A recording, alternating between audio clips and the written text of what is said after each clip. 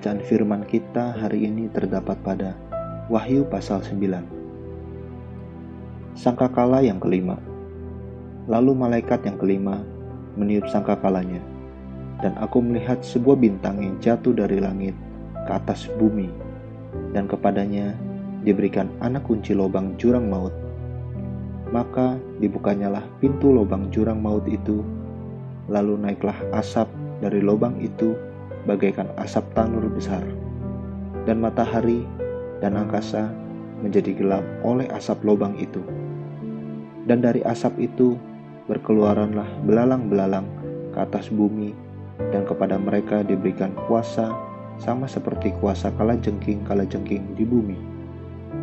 Dan kepada mereka dipesankan supaya mereka jangan merusakkan rumput-rumput di bumi atau tumbuh-tumbuhan ataupun pohon-pohon, melainkan hanya manusia yang tidak memakai materai Allah di dahinya. Dan mereka diperkenankan bukan untuk membunuh manusia, melainkan hanya untuk menyiksa mereka 5 bulan lamanya. Dan siksaan itu seperti siksaan kalajengking apabila ia menyengat manusia. Dan pada masa itu orang-orang akan mencari maut, tetapi mereka tidak akan menemukannya. Dan mereka akan ingin mati, tetapi maut lari dari mereka. Dan rupa belalang-belalang itu sama seperti kuda yang disiapkan untuk peperangan. Dan di atas kepala mereka ada sesuatu yang menyerupai mahkota emas, dan muka mereka sama seperti muka manusia, dan rambut mereka sama seperti rambut perempuan, dan gigi mereka sama seperti gigi singa, dan dada mereka sama seperti baju zirah, dan bunyi sayap mereka bagaikan bunyi kereta-kereta yang ditarik banyak kuda yang sedang lari ke medan peperangan. Dan ekor mereka sama seperti kalajengking, dan ada sengatnya, dan di dalam ekor mereka itu terdapat kuasa mereka untuk menyakiti manusia 5 bulan lamanya. Dan raja yang memerintah mereka ialah malaikat jurang maut. Namanya dalam bahasa Ibrani ialah Abaddon, dan dalam bahasa Yunani ialah Apollyon. Celaka yang pertama sudah lewat, sekarang akan menyusul 2 celaka lagi. Sangkakala yang ke-6. Lalu malaikat yang ke-6 meniup sangkakalanya, dan aku mendengar suatu suara keluar dari keempat tanduk mezbah emas yang di hadapan Allah, dan berkata kepada malaikat yang ke-6 yang memegang sangkakala itu, "Lepaskanlah keempat malaikat yang terikat dekat sungai besar Efrat itu."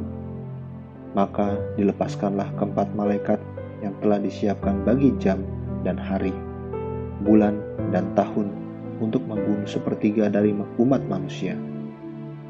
Dan jumlah tentara itu ialah 20.000 laksa pasukan berkuda. Aku mendengar jumlah mereka.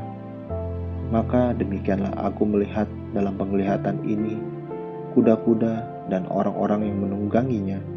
Mereka memakai baju zirah, merah api dan biru, dan kuning belerang warnanya. Kepala kuda-kuda itu sama seperti kepala singa, dan dari mulutnya keluar api dan asap dan belerang.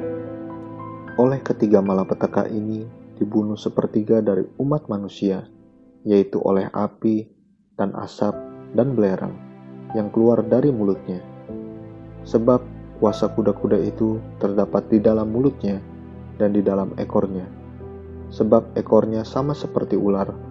Mereka berkepala, dan dengan kepala mereka itu mereka mendatangkan kerusakan.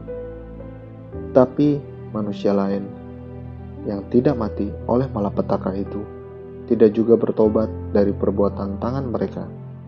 Mereka tidak berhenti menyembah roh-roh jahat dan berhala-berhala dari emas dan perak, dari tembaga, batu, dan kayu yang tidak dapat melihat atau mendengar atau berjalan.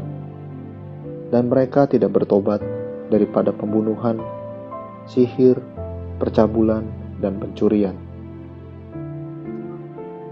Amin. Terus baca firman-Nya, renungkan dan lakukan dalam kehidupan kita. Tuhan Yesus memberkati.